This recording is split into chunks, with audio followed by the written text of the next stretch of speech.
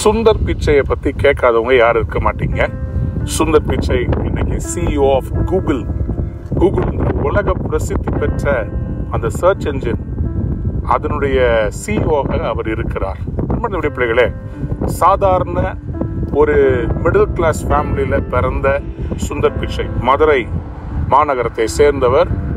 அவர் IIT கரக்பூரில் அவர் தன்னுடைய என்ஜினியரிங்கை படித்தார். அதுக்கு பிறகு அவர் ரொம்ப வாஞ்சையாக ஸ்டான்ஃபோர்ட் யூனிவர்சிட்டியில் அமெரிக்காவில் தன்னுடைய என்ஜினியரிங்குடைய போஸ்ட் கிராஜுவேட் MS இன் என்ஜினியரிங் அவர் படிக்கிறதுக்காக இங்கே வந்திருக்கிறார்.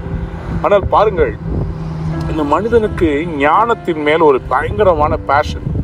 அந்த லேர்னிங் பற்றி ரொம்ப அவர் புரிஞ்சு கொள்ள விரும்பினார். ஆகவே நல்லா கற்றுக்கிட்டாரு. ஒரு இந்திய மாணவன், அதுவும் ஒரு தமிழ்நாட்டை சேர்ந்தவர், அவர் இன்றைக்கு அமெரிக்காவில் CEO ஆஃப் கூகுளாக உட்கார்ந்துருக்கிறார். 2004 வருஷத்துல அவர் எப்படி வந்தாருன்னு சொன்ன அமெரிக்காவுக்கு, அவங்க அப்பாவுடைய ஒரு வருஷத்தினுடைய சம்பளத்தை கேட்டு வாங்கி கட்டாயம் நான் ஒரு பெரிய ஆளா வருவேன்னு சொல்லி சேலஞ்ச் பண்ணி வந்திருக்கிறார். கடவுள் இன்றைக்கு அவரை ஒரு CEO உட்கார வைத்திருக்கிறார். இதே மாதிரிதான் தானியேல் தீர்க்கதரிசன புஸ்தகத்துல 4 வாலிபர்கள் இருந்தார். அவங்கள டெஸ்ட் பண்றதுக்கு பார்த்தாங்க. இந்த வாலிபர்கள் கொஞ்சம் டிஃப்ரெண்டா இருந்தாங்க. இவங்க மற்றவங்க மாதிரி மதுபானத்தையோ மற்ற விதமான உதவுகளை இவர்கள் விரும்பவில்லை. பரிசுத்தமாய் தங்களை காத்துக்கொண்டார். ராஜாவுக்கே ஒரு பெரிய ஆச்சரியம், பிரதானிக்கு ஒரு பெரிய பயம், எங்கடா இவங்க நம்மளை மாட்டி விட்டுருவாங்களோ. ஆனா அவங்க சொன்னாங்க, இல்ல, நீ டெஸ்ட் பண்ணி பாரு. தானியேல் 1:17 வாசித்து பார்க்கும்போது, இந்த 4 வாலிபர்களும் God gave knowledge and understanding of all kinds of literature and learning, and Daniel could understand visions and dreams of all kinds. கவனிங்க, இந்த 4 பேருக்கும் வாலிபர்களுக்கும் கர்த்தர் எப்படி கொடுத்தாருன்னா, அறிவையும் புரிந்து கொள்ளுகிற இந்த ஞானத்தையும் கொடுத்தாரு. அதனால தேசத்துல இருக்கிற எல்லா வாலிபர்களையும் இவங்க சிறந்து விளங்கி இருக்கிறாங்க. எனக்கு அன்பான பிள்ளையே, எக்ஸாமுக்காக ஆயத்தப்பட்டு கொண்டிருக்கிறாயோ, பயம் இருக்குதா?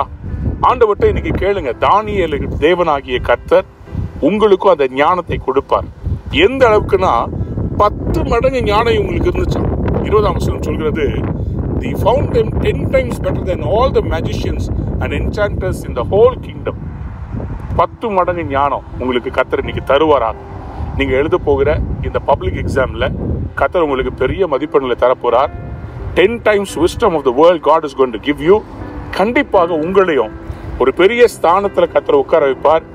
வேர்ல்ட் ஃபேமஸ் கம்பெனியில CEO-வா உங்களையும் மாற்றுவார். அன்பு வாலிப பிள்ளை, அன்பு பள்ளி படிக்கிற தேவ பிள்ளையே, அருமையான வேலை செய்து கொண்டிருக்கிற அன்பு தேவதாசனே, whoever you are, you're working in corporate, you're studying, you are in college, don't give up on your dream. One day God will surely take you there. But just be like this holy 4 young boys, the Jewish boys, who prove that when they are holy, they'll receive wisdom from God. Indra naal you are going to become a champion. God is going to fill you with wisdom and you're going to shine for the Lord. God bless you. Have a wonderful day. 10 times more wisdom for you. God bless you.